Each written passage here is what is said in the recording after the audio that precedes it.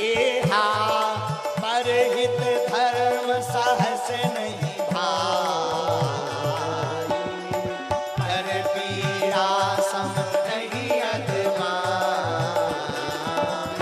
एहा परहित धर्म नहीं भाई,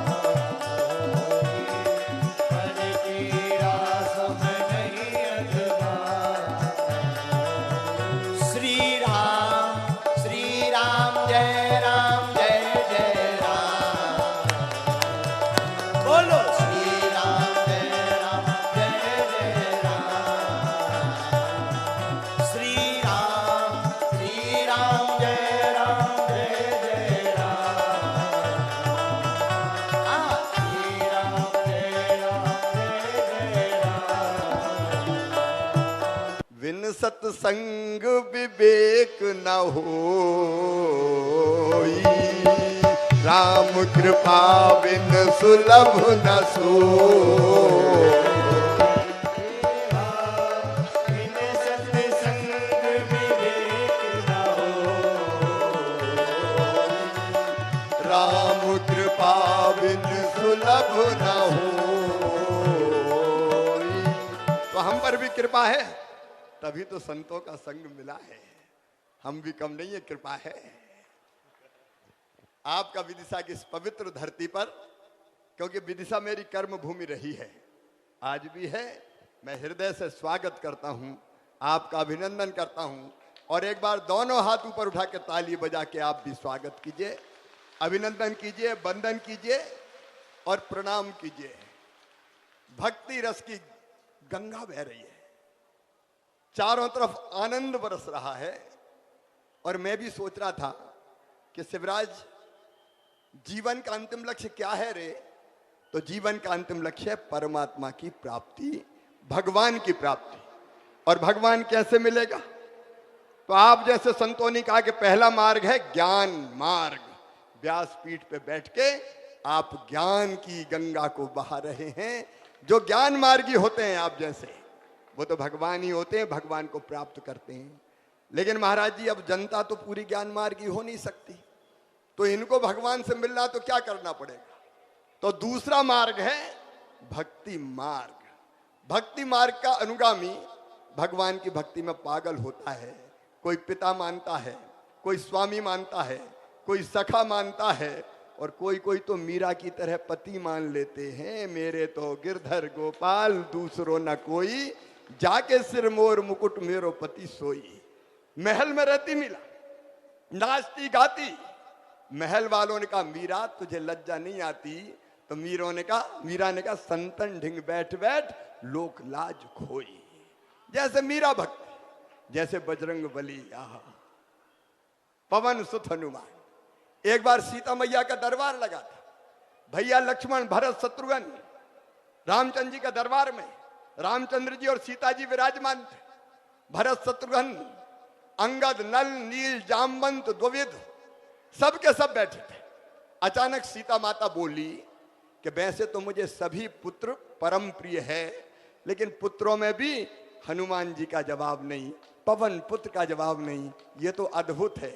ये कह के सीता जी ने, कहते हैं, गले से एक मोतियों की माला निकाली और कहा कि बजरंग, ये मोतियों की माला अयोध्या की सबसे कीमती माला है, ये माला मैं तुझे भेंट करती हूं।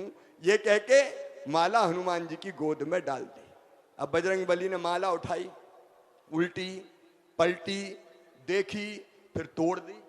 तोड़ के माला का एक मोती निकाला, देखा, तोड़ा, फेंक दिया।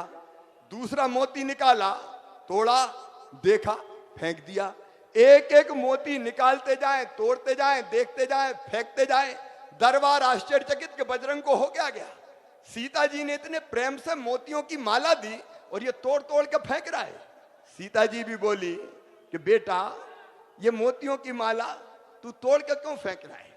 तो बजरंग बोले, मैया तू भी झूठ बोलती है। सब चकित कि सीता जी से कह रहे हैं बजरंग कि मैया तू भी झूठ बोलती है। सीता जी ने कहा, बेटा मैंने क्या झूठ बोला? बोले, मैया तू तो कहती थी ये माला अयोध्या की सबसे कीमती माला है। तो सीता जी फिर बोली कि हाँ बेटा, ये माला अयोध्या की सबसे कीमती माला है, बजरंग फिर मुस्कुराए, बोले मैया फिर झूठ बोल रही है। अरे मेरे लिए कीमती वो है जिसमें मेरे भगवान श्री राम निवास करते हो, जिसमें मेरी मैया सीता रहती हो। और मोती तोड़ तोड़ के देख रहा हूं, ना तो कहीं भगवान राम दिखाई देते, ना कहीं मैया सीता दिखाई देती। एक खड़े हो गए दरबार में कि बजरंग तुम केवल उसी चीज से प्रेम करते हो जिसमें भगवान राम और सीता हो। बोले हाँ। तो बोले बताओ तुम अपने शरीर से प्रेम करते हो कि नहीं? बोले सब करते हैं तो मैं भी करता हूं। तो बोले बताओ तुम्हारे शरीर में राम और सीता कहाँ हैं?